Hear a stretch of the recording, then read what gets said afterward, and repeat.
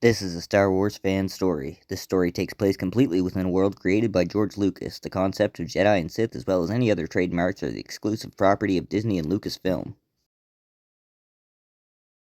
Hello, everybody. Welcome to the Continued Republic. Last time we had Episode 2, a new chapter for the Sith. This time we're going to have Episode 3, The Might of Abeloth. If you remember last time, Darth Exantero summoned Abeloth, willing to serve her, but ultimately got angry with her and now has teamed with the Jedi to take her on. This is the last few months of 85 ABY. On Coruscant, the Jedi Masters were discussing their next course of action, with Ezra and Marvaka representing the Itchai and Darth Exantero speaking for the Sith. Enoch and Dal waited outside with Hoyt and Breen along with their droids. I can't believe we're working with the Sith. Enoch started. What do you think they're talking about in there? I'm guessing whatever darkness we've been feeling is beyond even the Sith's control, answered Dal. So why work with the enemy? Can't we just deal with one and then the other? Questioned Breen. For the Sith to agree to help us? I fear the entire cosmos must be at stake, Dal explained, looking to the sky. When the meeting ended, Dal forgot all of his questions when he saw Marvaka. Marvaka? What are you doing here? Dal gasped. Brassiville and I joined new order called Ichai. We helping Jedi. Marvaka explained. Brassiville? Dal asked with excitement. Marvaka hung his head and handed Dal an old black lightsaber. He kept this? Dal asked as he examined his old hilt, realizing what had happened.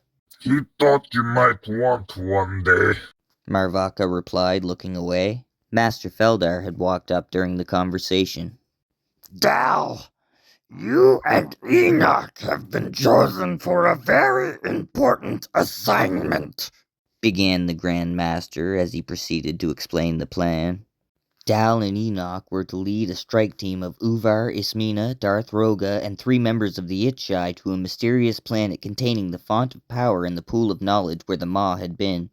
This planet was once the home of Abeloth, and was believed to be the location of her current avatar. The Force had shown Master Feldar the Lake of Apparitions in the astral realm of Beyond Shadows. This was the location of Abeloth's primary essence. Ezra, Master Feldar, and Darth Exantero would lead the rest of the Jedi, Sith, and Itchai through a dream state to reach such a plane to battle the monster.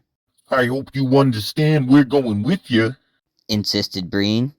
This fight is no place for the Republic, demanded Master Feldar. Maybe not for the Republic, but we're going, Hoyt fired back. No, Hoyt, Master Feldar's right. This Abeloth creature, Dal started before Hoyt cut him off. I know we're no help against that power, but we can watch your back from her. Hoyt pointed towards Darth Roga, and Dal looked at Master Feldar. It may be beneficial to relieve the worry of betrayal, Master.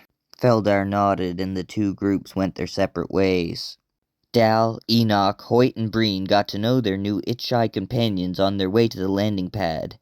There was Yolksamel Disraboran, a Lasat warrior whose brute strength made up for any shortcomings he might have in his force abilities.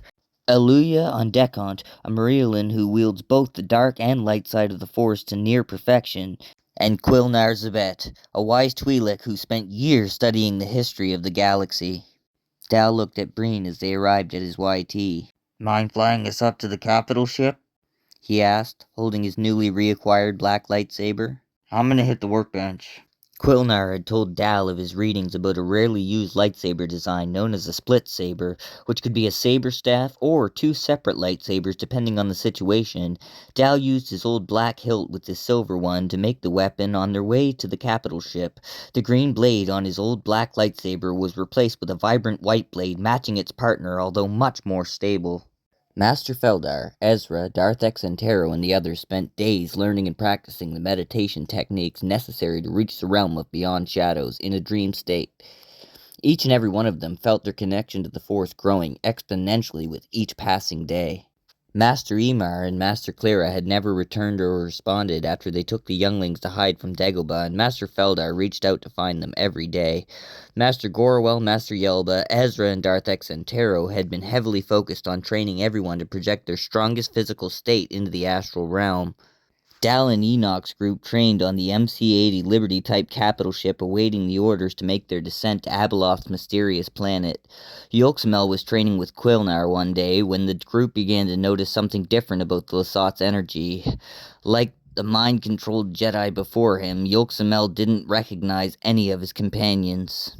This is just like Zeba. Aluya stated with a worried tone. We're going to have to lock him up before Abeloth takes over, concluded Quilnar. Enoch and Dao were extremely confused as they hadn't witnessed Seba's mind taken over on Dagobah. Darth Roga quickly lifted the Lasat Itchai with the Force and took him to the capital ship's detention block. What was that? Enoch stuttered as he looked towards Aluya and Quilnar. That was Abeloth. Quilnar explained. Or at least a very small fraction of what she can do.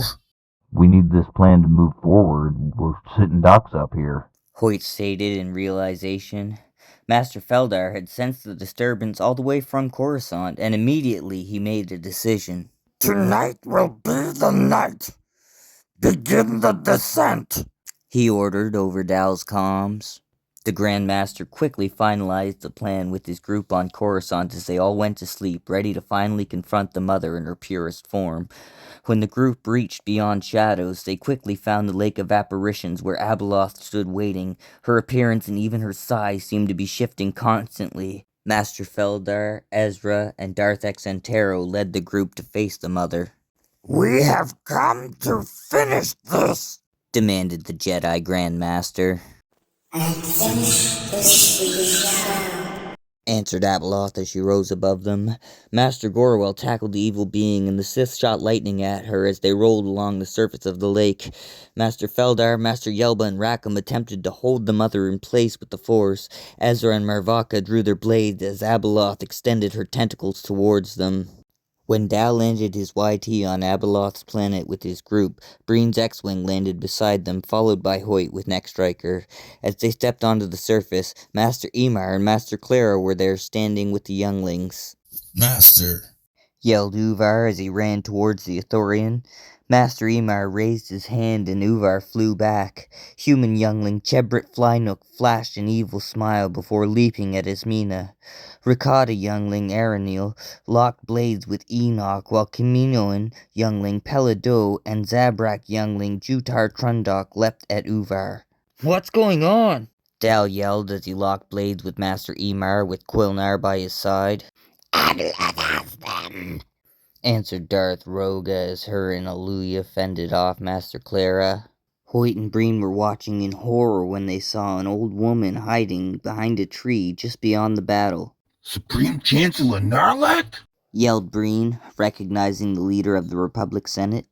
As Hoyt and Breen ran towards the Chancellor, Enoch had released Aranil from the Mother's control and jumped to help Uvar. Quilnar was able to free Master Emar while Dal held him off. Dal turned to help Ismina while Quilnar moved to assisting Aluya and Darth Roga with Master Clara. Breen and Hoyt reached Chancellor Narlik as the last of the Jedi were freed. With a wicked smile, the Supreme Chancellor grabbed the two around their necks. Over here! It's her! Choked Breen as Narlek tossed him and Hoyt to the ground. At the Lake of Apparitions, Abeloth had freed herself from the Jedi's grip while sending Master Gorwell flying back. She swatted the four Sith away and drove her tentacles into Ezra's stomach. Marvaka rose his blade to strike the Mother as she disappeared. As the Sith rose to their feet, Abeloth reappeared behind Darth Shaitan, plunging her tentacles through his spine and out his chest. Darth Exantero grabbed her in a chokehold as Master Feldar pushed them both into the lake. Master Gorwell dove after them, but Abeloth was able to throw Exantero into him and knock him back.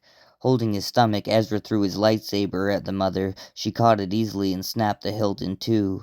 Abeloth reached out and grabbed Ezra around his neck with one hand and Rackham with the other. The monster broke each of their necks as Master Yelba and Darth Luz charged. Abeloth grabbed the two and slammed them together before tossing them aside. Master Feldar and Marvaka tried to hold her with the Force again, but the mother shrugged it off, knocking each of them back instead. Darth Mythos tackled Abeloth into the lake as Darth Exantero and Master Gorowell grabbed to help the Mandalorian Sith. Back on Abeloth's home planet, the group had turned their attention to freeing the mind of Chancellor Narlek. Uvar, Ismina, take Master Emar, Master Clara, and the younglings to the ship. We'll have to lock them in the cargo hold, Ordered Dal as he, Enoch, and Quilnar rose their hands to free the Supreme Chancellor. The three dropped to their knees, followed by Aluya and Darth Roga after trying for themselves. Not this time. Laughed Abeloth from Chancellor Narlek's body. I'm not merely controlling this one. I've eliminated the essence and replaced it with mine. Chancellor Narlek is the Avatar. Enoch realized out loud. Darth Roga shot lightning at Narlek, but she was able to use it to drain the Sith's power before sending it back at Roga in a much more concentrated form, wiping her completely out. Dal sent Narlek back with a force push before Aluya caught her with a force choke. Enoch and Quilnar threw trees, rocks, and anything else they could at Abeloth's new avatar. Chaos continued at the Lake of Apparitions as Abeloth had shaken the grips of Darth Mythos, Darth Exantero, and Master Gorowell. She grabbed Master Yelba, but as she tried to bite his neck, Master Feldar leapt with a force jump so powerful that he went right through the mother. A black beam shot from the hole that Feldar had left in the beast. Darth Exantero unleashed his full strength, firing force lightning at Abeloth while Darth Luz and Darth Mythos worked together to grasp her in a force choke. The monster tried to push forward as Master Gorowell grabbed her again. She attempted to extend her tentacles, but Master Yelba, Marvaka, and Master Feldar were able to catch her and hold her back with the Force. We've got you now, shouted Darth Exantero as Abeloth's power began to fade. When the attack finally ended on Abeloth's planet, Dal, Enoch, Quilnar, and Aluya had thought they had won. Out from the rubble stood Chancellor Narlek, or at least what was left of her. Her skin appeared to be rotting off of her body. The fight across the realms was wearing Abeloth down. Aluya raised her hand for another force choke, but this time Narlek beat her to it. Aluya reached for her throat, gasping for air when the Chancellor spun her head completely backwards, laughing as the Marillion hit the ground. Quilnar leapt at Narlek, slicing off one of her arms. Dal and Enoch charged together, both plunging their blades through the corpse-like Supreme Chancellor as she fell to her knees, grasping towards them with one remaining arm. At the Lake of Apparitions, Abeloth continued to grow weaker, feeling the effects of the fight on the physical plane as well. Darth Exantero walked towards her, still unleashing Force lightning as he lifted his lightsaber.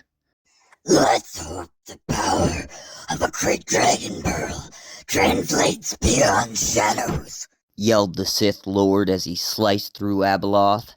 The mother screamed, and the black beam coming from her, seemingly a tear in space and time, grew exponentially.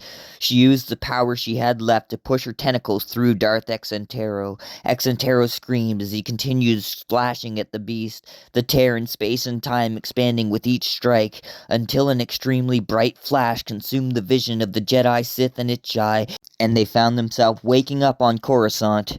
Exantero awoke with a scream as Admiral Klesbeck and General Nadana came running, shocked to see a hole through the Sith Lord's stomach.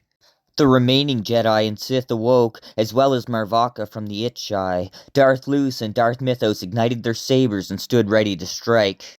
The group on Abeloth's planet were ready to unload a final barrage. Hoyt and Breen with their blasters ready to fire, Enoch, Dal, and Quilnar with their lightsabers prepared to strike. Before anyone could make the next move, however, the decaying body of the Chancellor disappeared with Abeloth's spirit as she was defeated in the astral plane. Did we win? Asked Enoch as their foe disappeared. We'll know for sure if those that she had controlled are able to see faces clearly again, answered Quilnar.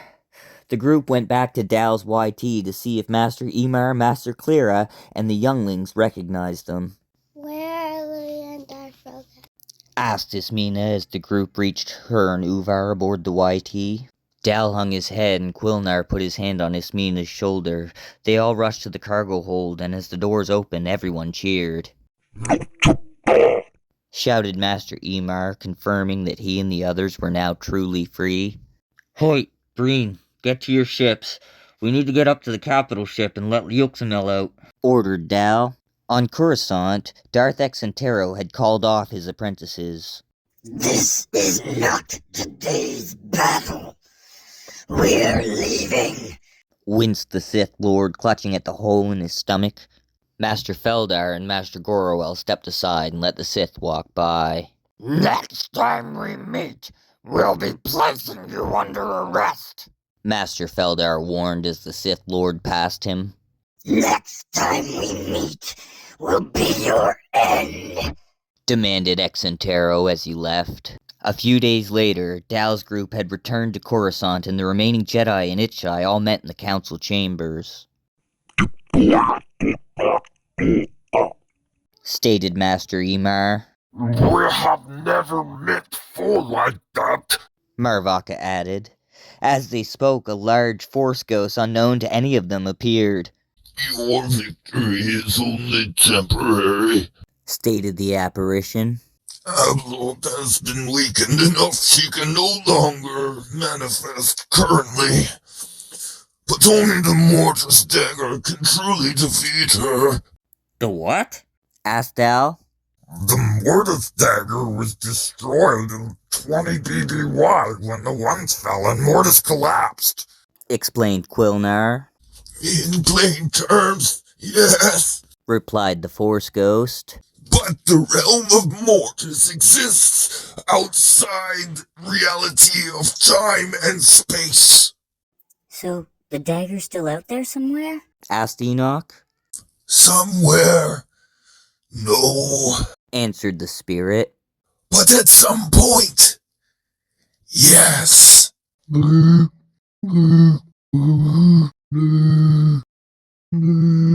Asked Master Gorwell.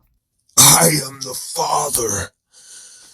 I can guide just a few of you to a time and space when the dagger still exists. Then you'll have what you need to defeat the bringer of chaos. Thanks everybody for watching The Continued Republic. I know it was a little bit of a shorter one this time, I'm sorry, but to include everything I wanted in the last episode and to start off where I want to start off in the next episode, this one had to be a little shorter. That was the story. So anyways, stay tuned for the next one, which is going to be episode 4, The Mortis Dagger. It's obviously going to be a little bit like the last couple where you're going to have to know a little bit of Star Wars to really follow the whole thing, but it's not going to matter too much to the storyline. If you do want to check out the previous episodes to catch up a little bit on our explanations, go ahead and do that. They're awesome. And remember, I don't own any of the rights to any of this. It's all George Lucas's baby, and Disney owns it, and I'm just having fun. May the Force be with you.